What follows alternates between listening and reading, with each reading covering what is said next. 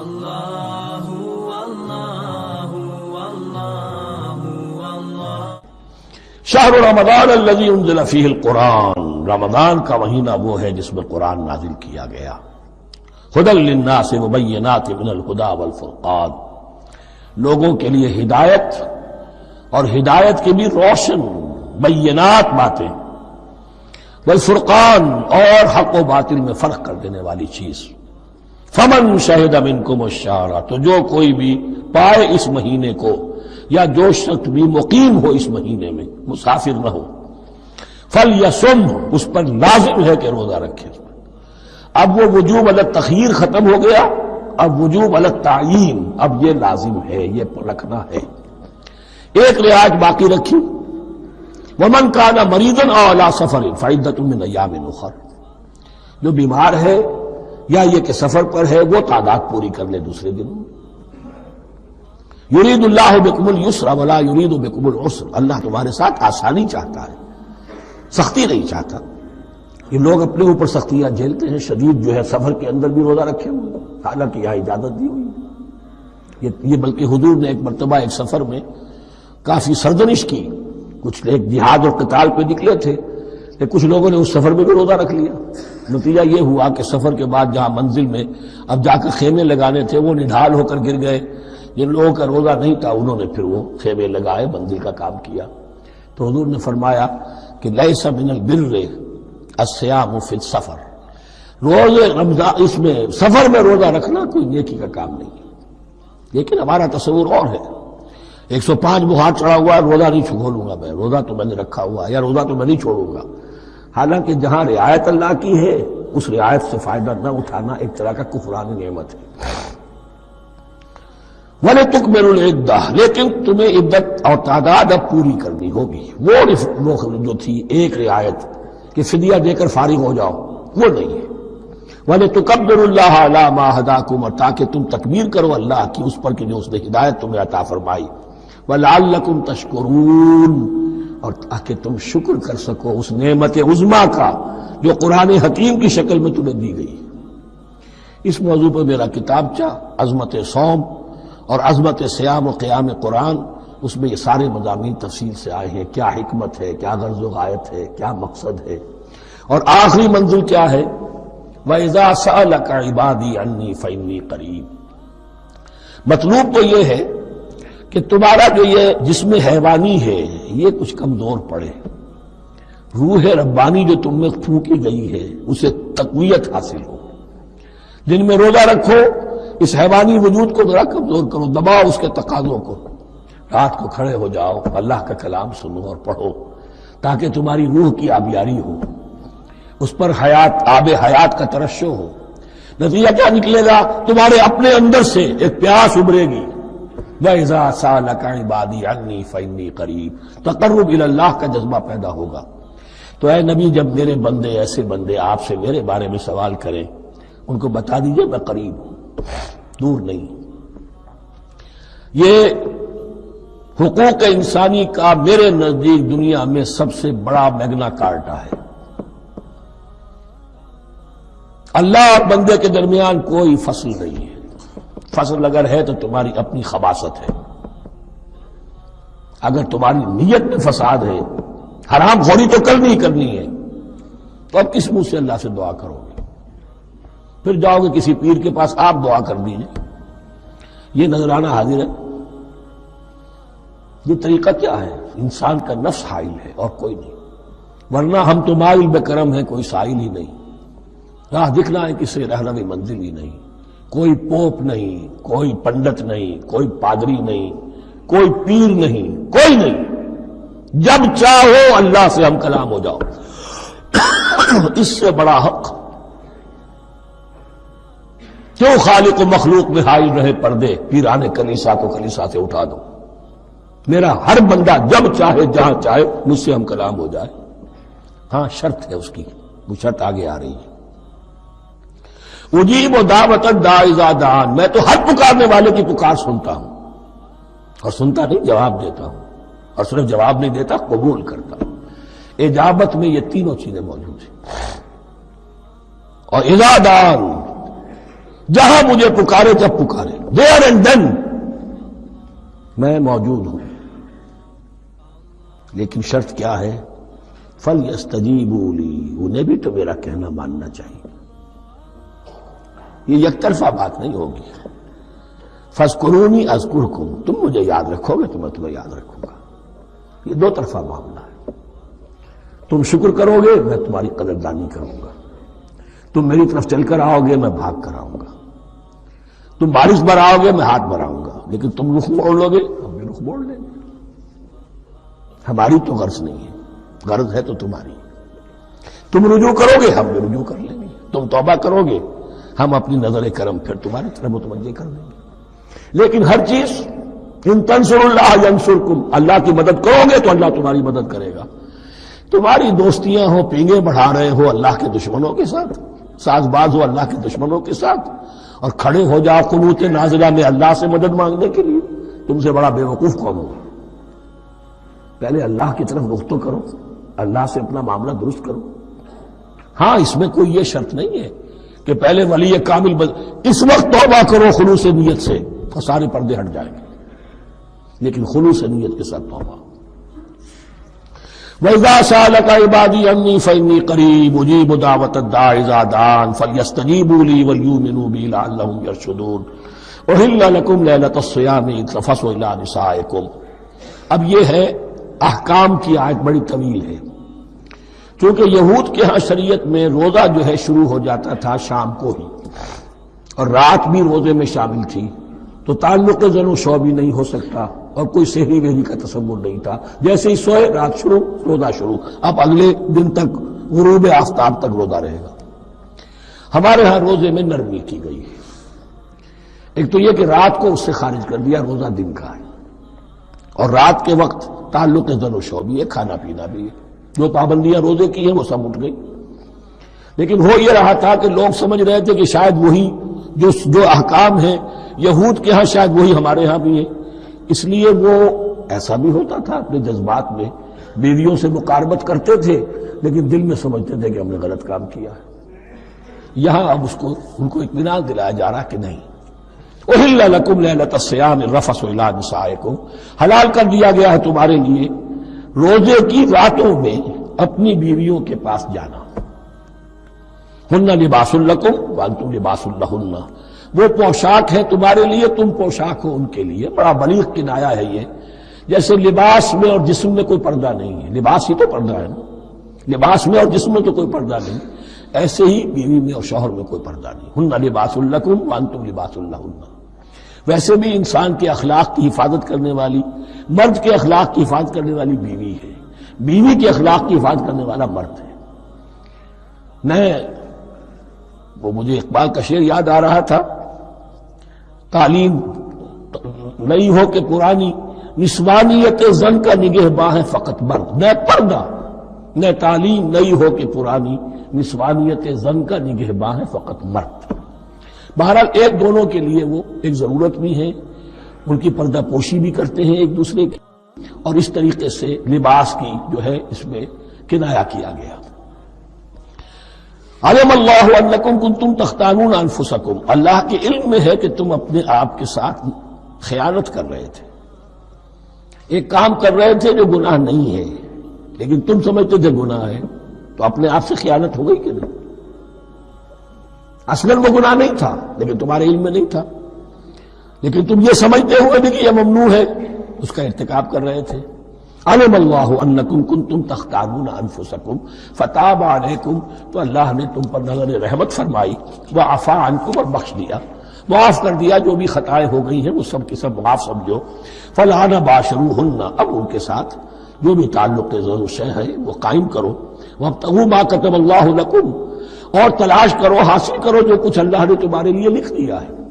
کیا لکھ دیا؟ ایک تو اولاد، تعلق ضرور میں، اور ایک سکون ہے کہ جو اللہ تعالیٰ نے اس میں رکھا ہے، لِتَسْكُنُوا إِلَيْهَا، قرآن مجید میں یہ الفاظ آئے، ایک تسکین ہے، سکون ہے، اعصاب کا تناؤ جو ہے وہ اس کے بعد جو ہے اس کے اندر ایک سکون کی کیفیت پیدا ہو جاتی ہے۔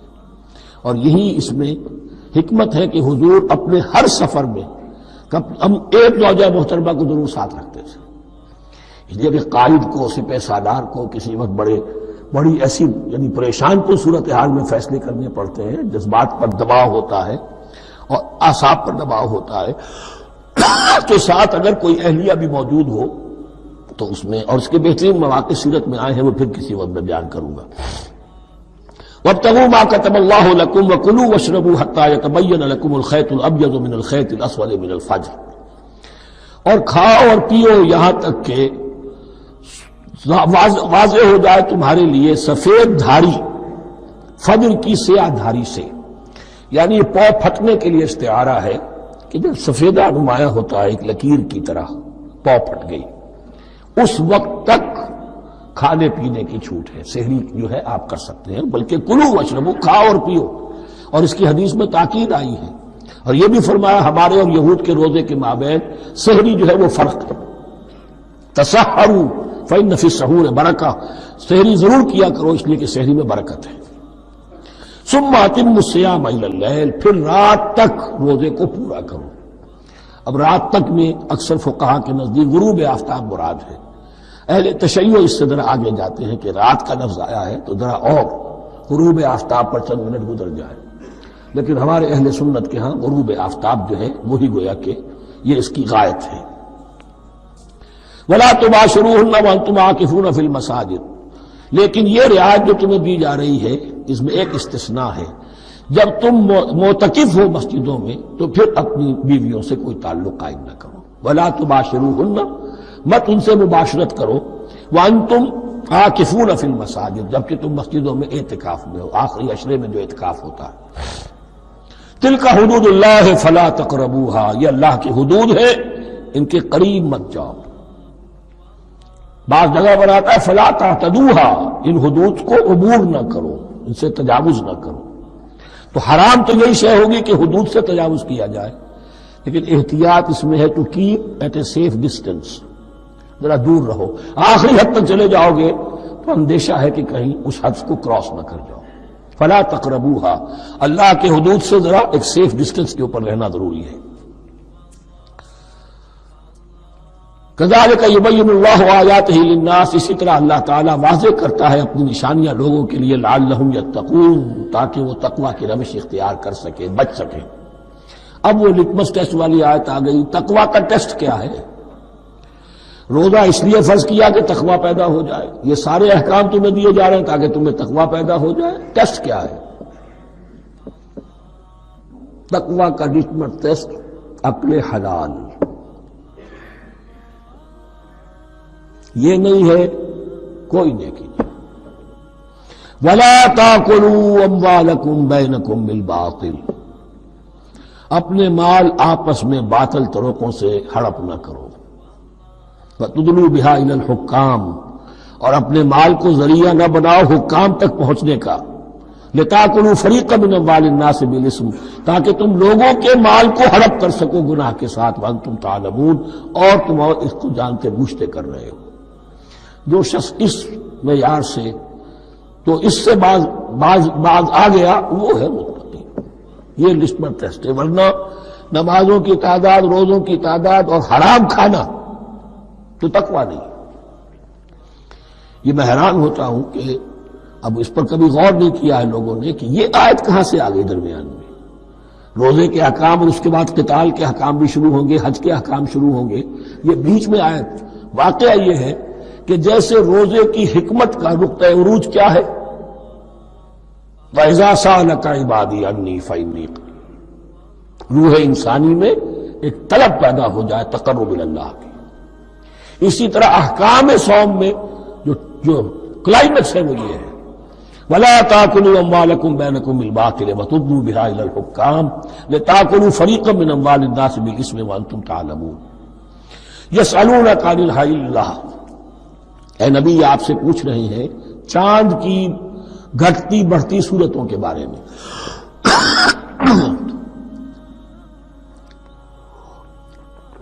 قُلْ هِيَ مَوَاقِيتُ لِلنَّاسِ وَالْحَجِّ، کہہ دیجئے یہ لوگوں کے لیے ایک اوقات کا تعین ہے، کیلنڈر ہے، اور حج کے لیے۔ اب دیکھو آپ کو معلوم ہے کہ یہ اللہ تعالیٰ نے کیلنڈر لٹکا دیا ہے، معلوم ہو گیا یہ چاند پہلی تاریخ ہو گئی. کچھ دنوں کے بعد آپ نے دیکھا، معلوم ہوتا ہے کہ اب ایک ہفتہ گزر گیا ہے، آدھا چاند ہو گیا ہے. 2 ہفتے ہو گئے، پورا چاند ہو گیا ہے. ہم نے گھٹنا شروع کیا. تو یہ گویا کہ لوگوں کے لیے اوقات کار کی تعیین کے لیے، اور خاص طور پر سب سے اہم شے حج.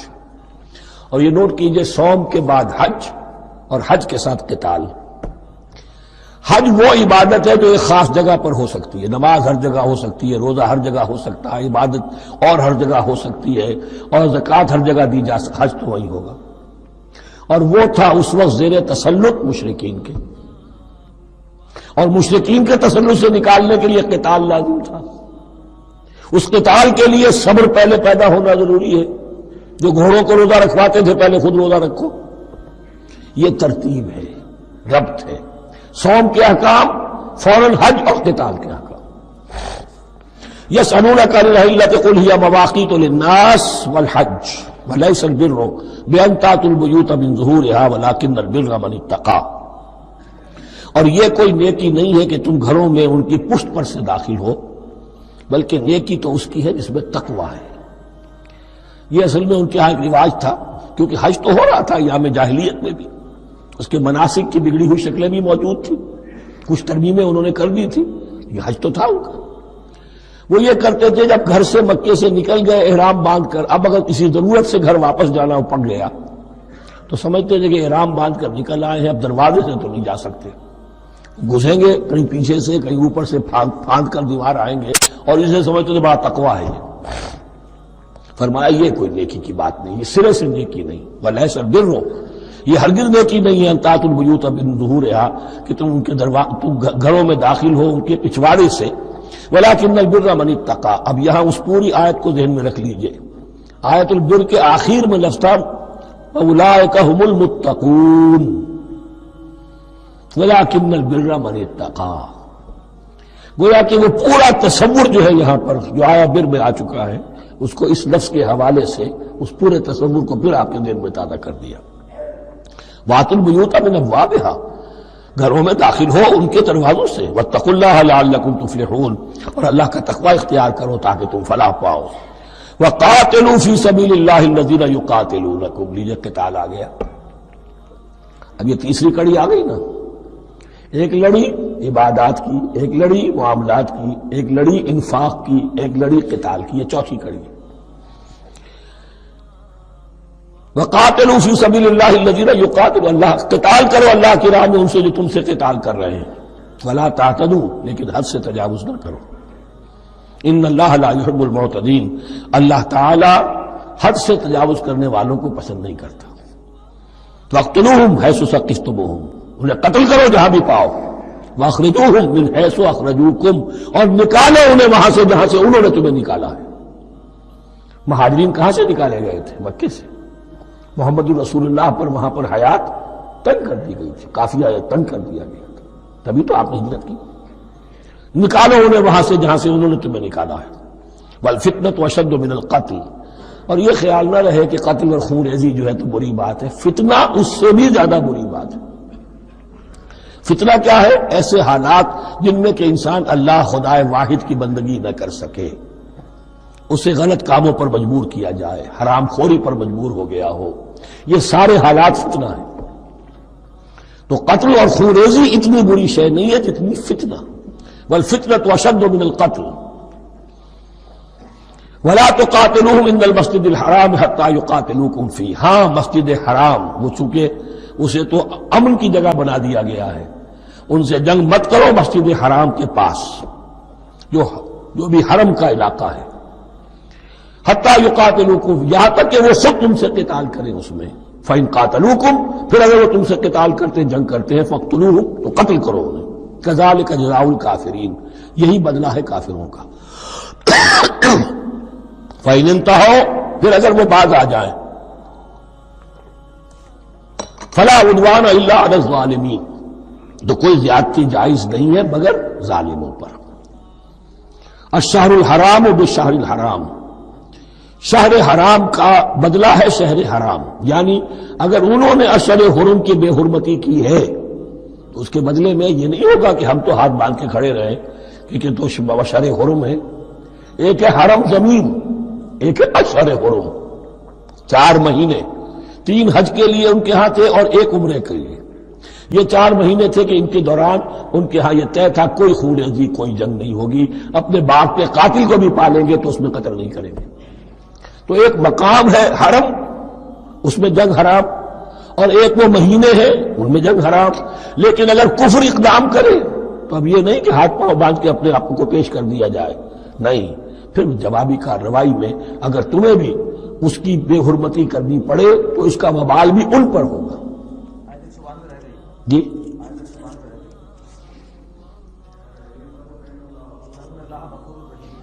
وَفَإِنِ انتَهَوْا فَإِنَّ اللَّهَ غَفُورٌ رَحِيمٌ، اگر وہ بعد آ جائے تو اللہ غفور اور رحیم ہے۔ وَقَاتِلُوهُمْ، بہت اہم آیت رہ گئی، حَتَّى لَا تَكُونَ فِتْنَةٌ وَيَكُونَ الدِّينُ لِلَّهِ۔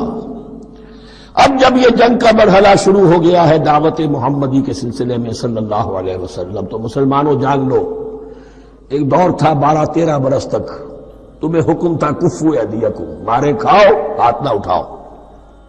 اب یہ نیا دور آ گیا ہے، تمہاری دعوت و تحریک جو ہے وہ نئے دور میں داخل ہو گئی ہے۔ اب جب تمہاری تلواریں نیام سے باہر آ گئی ہیں، اب یہ نیام میں نہ جائیں جب تک کہ فتنہ بالکل ختم نہ ہو جائے اور دین اللہ ہی کے لیے ہو جائے، اللہ کا دین قائم ہو جائے، پوری زندگی میں اس کے احکام کی تنفیذ ہو رہی ہے۔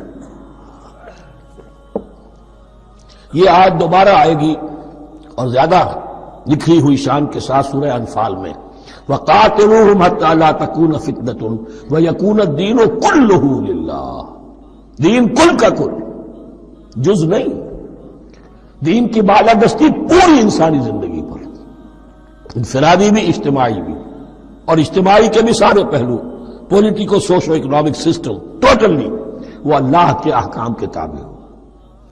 قاتلوہم حتی لا تکون فتنۃ ویکون الدین للہ فإن انتہوا فلا عدوان الا علی الظالمین۔ پھر اگر وہ باز آ جائے، صلح چاہے تو ٹھیک ہے، پھر ظالموں کے اوپر جو ہے سوائے ظالموں کے کسی پر زیادتی جائز نہیں۔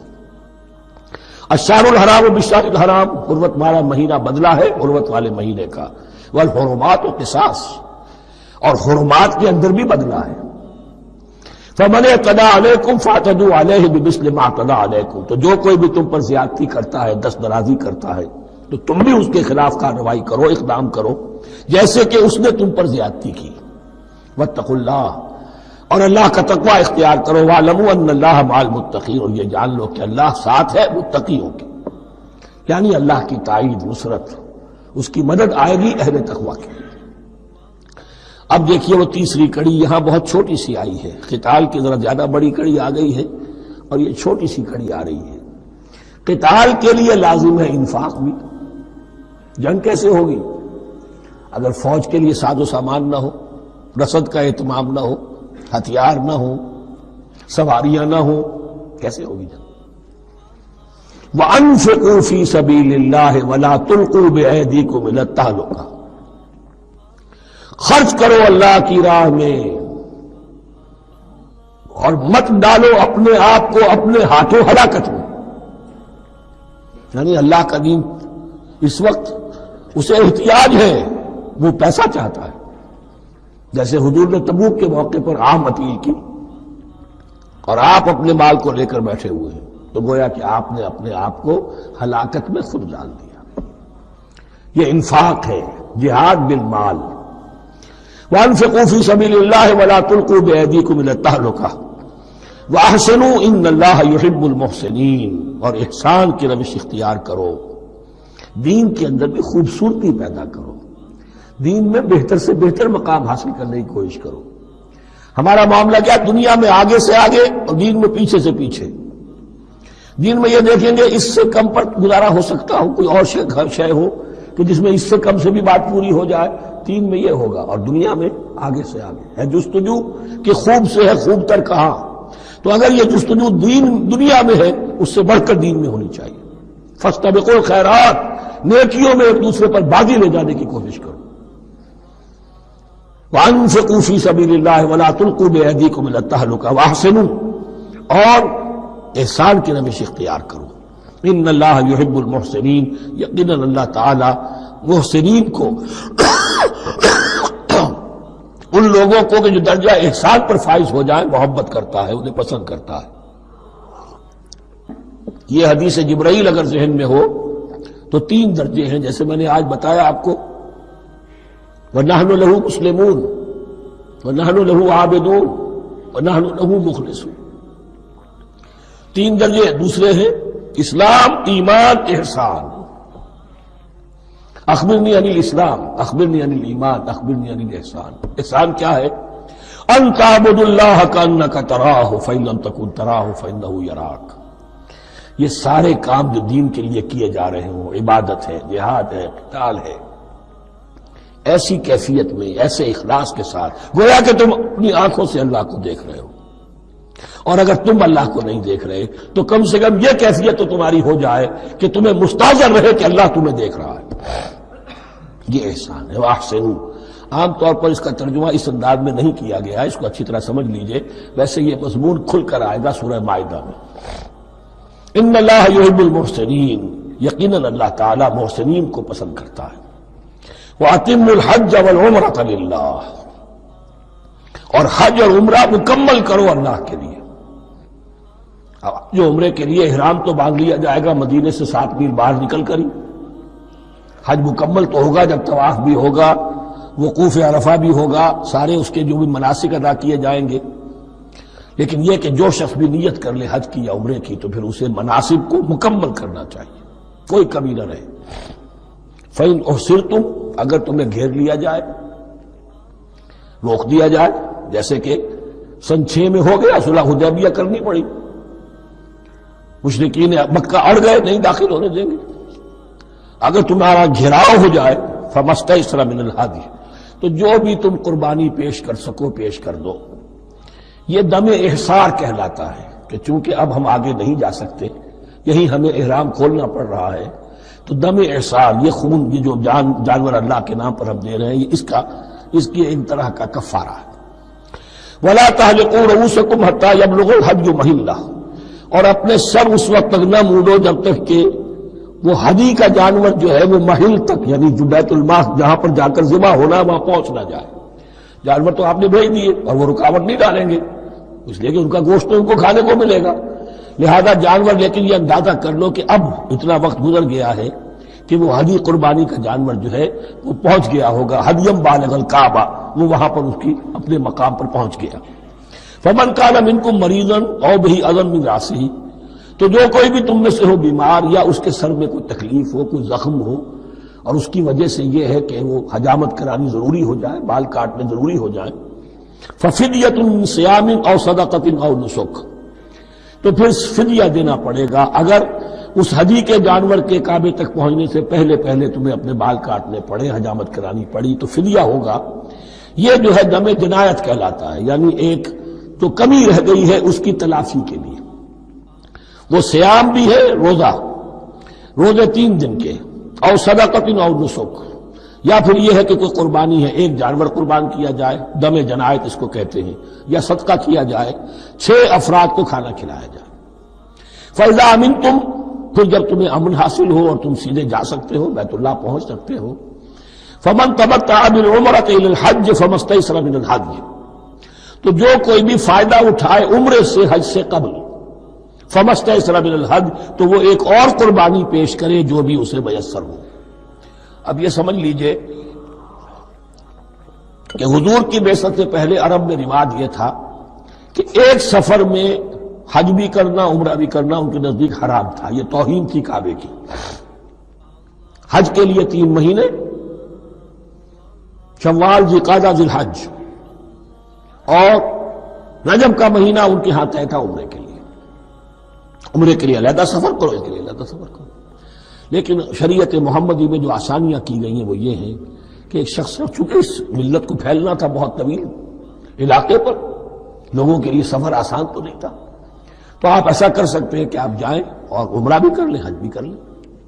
ایک شکل یہ ہے کہ عمرہ کیا، احرام کھول دیا، اور پھر حج کا وقت آیا 8ویں ذی الحج کو، تو پھر احرام باندھا، وہ حج کا احرام ہو گیا۔ اسے کہتے ہیں تمتع۔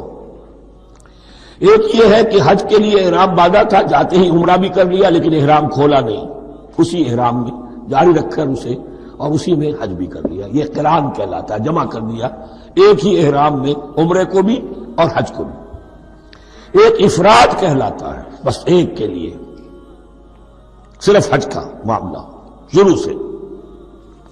تو یہاں تمتع کی جو ہمیں اجازت دی گئی ہے اس کے لیے جسے دم شکر کہتے ہیں حضرت امام ابو حنیفہ، یہ شکرانہ ہے کہ ہم ایک قربانی دیں، لیکن امام شافعی کے نزدیک یہ بھی دم جنایت ہے، یہ بھی جبر ہے۔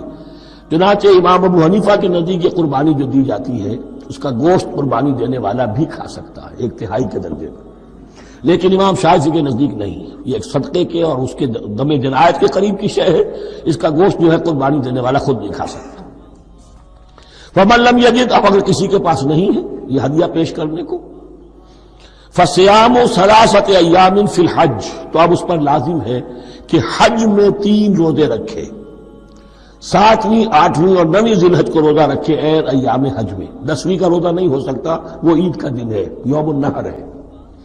وسبعۃ اذا رجعتم، اور 7 روزے رکھو جبکہ تم واپس چلے جاؤ اپنے گھروں میں جا کر 7 روزے رکھو۔ تلک عشرۃ کاملہ، یہ 10 روزے ہوں گے مکمل۔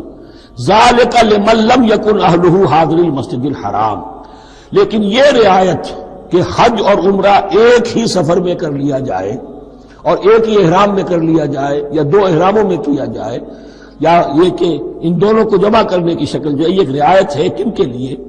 ذالک لمن لم یکن اہلہ حاضر المسجد الحرام، جس کے اہل و عیال مسجد حرام کے قریب نہیں رہتے، دور سے آ رہے ہیں، تو ظاہر بات ہے کہ ان کے لیے رعایت ہوگی۔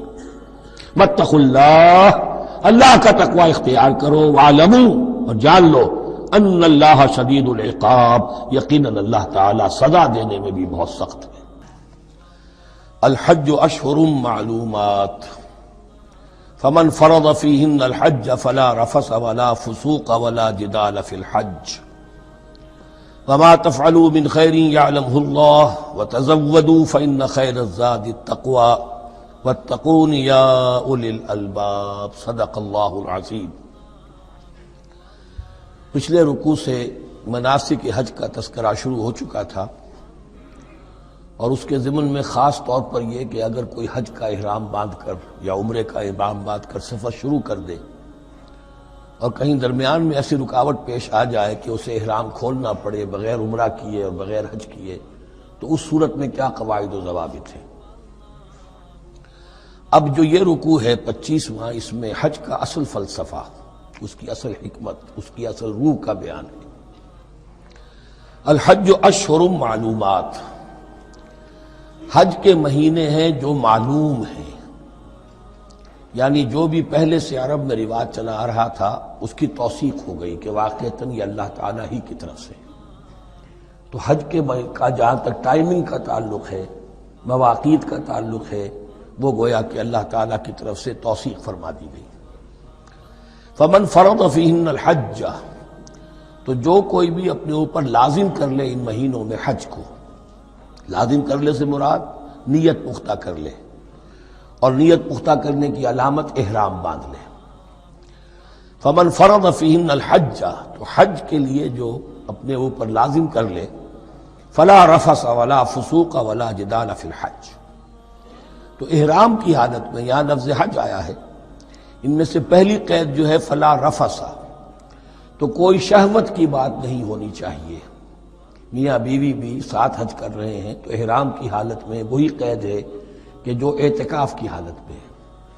باقی یہ کہ فسوق اور جدال، اللہ کی نافرمانی یا باہم جھگڑنا، اس لیے کہ بہت بڑی تعداد میں لوگوں کا اجتماع ہوتا ہے، سفر میں بھی لوگ ساتھ ہوتے ہیں، تو لوگوں کے غصوں کے پارے جلدی چڑھ جاتے ہیں، اس میں خاص طور پر روکا گیا کہ یہ ہے کہ اس میں امن ہو اور سکون ہو۔ اور آج بھی واقعہ یہ ہے کہ دنیا میں معجزات میں سے ہے یہ، اتنی بڑی تعداد میں لوگوں کا جمع ہونا، اور وہاں امن رہتا ہے، وہاں وہ جنگ و جدال اور جھگڑا اور فساد وغیرہ قطع نظر نہیں آتا۔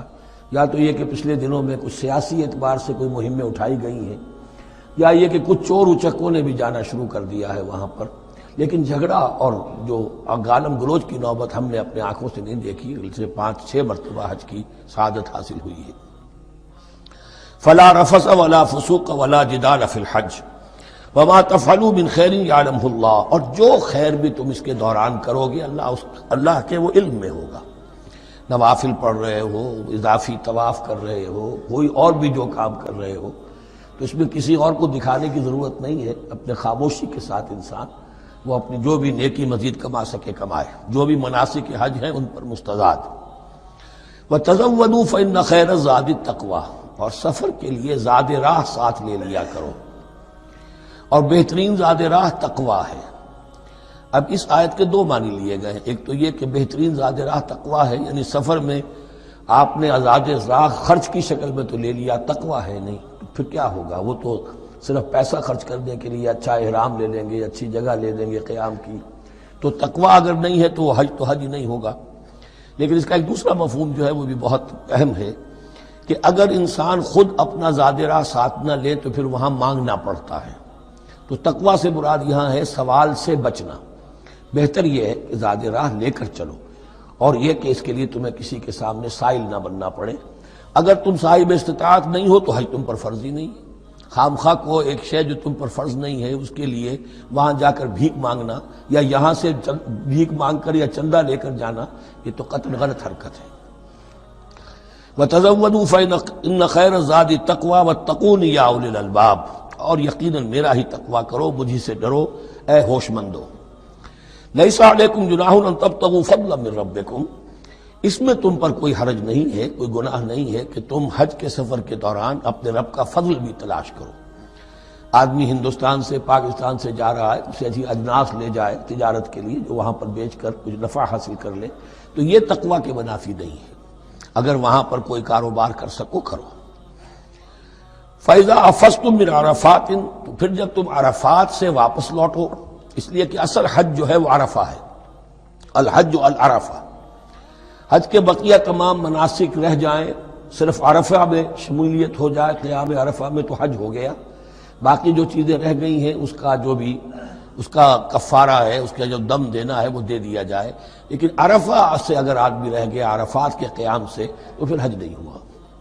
اب یہاں سے جب لوٹتے ہو تو فاذکروا اللہ عند المشعر الحرام، یہ ٹائم ٹیبل نوٹ کر لیجئے کہ اصل میں 8 کی شام کو مکے سے نکلتے ہیں 8 ذی الحج کو، اور رات مینا میں گزارتے ہیں۔ پھر 9 کا دن ہے اصل یوم عرفہ، 9 ذی الحج، صبح کو نکلتے ہیں، قافلے چلتے ہیں، اور کہیں دوپہر تک، اور دوپہر سے بھی ہو سکتا ہے تاخیر ہو جائے، لیکن کوشش ہوتی ہے کہ ظہر سے پہلے پہنچ جایا جائے، لیکن ظہر اور عصر دونوں ملا کر پڑھ لی جائیں عرفات میں داخل ہونے سے پہلے۔ اس لیے جو مسجد ہے عرفات کے میدان سے ملحق وہ عرفے کے اندر شامل نہیں ہے، وہ اس کی حدود سے باہر ہے، تو اصلی اس کا افضل یہی ہے کہ ظہر اور عصر ملا کر وہاں پڑھی جائیں، اور اس کے بعد سے غروب آفتاب تک قیام ہے، وہ عرفات کا قیام ہے، اس میں کوئی نماز نہیں، یعنی جو روایتی جو عبادت ہے اس کے سب دروازے بند۔ اب تو اگر دعا کی آپ کے اندر ایک روح پیدا ہو چکی ہے، اپنے رب سے ہم کلام ہو سکتے ہیں، اور آپ کو حلاوت مناجات حاصل ہو گئی ہے، تو دعا مانگتے رہیے، بس یہی ہے دعا۔ قیام عرفہ جو ہے کھڑے ہو کر بیٹھے ہوئے جس طرح بھی ہو اللہ سے مناجات کرو، یا پھر یہ کہ اگر اس میں کبھی ہو جائے کسی وجہ سے تو آدمی تلاوت کرے، لیکن یہ کہ عام نماز نہیں۔ فَإِذَا أَفَضْتُم مِّنْ عَرَفَاتٍ فَاذْكُرُوا اللَّهَ عِندَ الْمَشْعَرِ الْحَرَامِ، یہ مزدلفہ کا قیام ہے، 9 کی شام کو مغرب کی نماز کا وقت ہو چکنے کے بعد وہاں سے روانگی ہے، لیکن وہاں مغرب کی نماز پڑھنے کی اجازت نہیں ہے۔ اب جاؤ اور مغرب اور عشاء دونوں جمع کرو اس میں مشعر حرام یعنی مزدلفہ میں۔ وَاذْكُرُوهُ كَمَا هَدَاكُمْ، اور یاد کرو اسے، ذکر کرو جیسے کہ تمہیں اس نے ہدایت دی ہے۔ اس سے مراد ہے کہ جو کچھ اللہ کے رسول نے تمہیں سکھایا ہے، ذکر کے جو طور طریقے ہیں، اس کے لیے جو بھی طریقے ہیں وہ اللہ نے ہدایت دی اپنے رسول کے ذریعے۔ وَإِن كُنتُم مِّن قَبْلِهِ لَمِنَ الضَّالِّينَ، اور یقیناً اس سے پہلے تو تم گمراہ لوگوں میں سے تھے، تمہیں معلوم نہیں تھا، حج کی شکل باقی رہ گئی تھی، اس کی روح ختم ہو گئی تھی، اس کے مناسک میں بھی تم نے رد و بدل کر دیا تھا، وہ آگے آ رہا ہے۔ ثُمَّ أَفِيضُوا مِنْ حَيْثُ أَفَاضَ النَّاسُ، پھر پلٹو وہیں سے جہاں سے کہ سب لوگ پلٹتے ہیں۔ قریش نے یہ کہا تھا کہ ہماری خاص حیثیت ہے کہ ہم تو منا ہی میں مقیم رہیں گے، باہر سے آنے والے لوگ عرفات جائیں اور عرفات سے پھر واپس لوٹیں، یہ سارے مناسک ہمارے لیے نہیں ہیں، ہم تو مکے والے ہیں، اور ہماری شان یہ ہے کہ ہم عرفات نہیں جائیں گے، بنا ہی میں قیام رہے گا۔ یہاں بتایا گیا کہ یہ تم نے غلط بات ایجاد کر لی ہے، ثم افیضوا من حیث افاض الناس، جہاں سے سب لوگ لوٹتے ہیں، یعنی میدان عرفات۔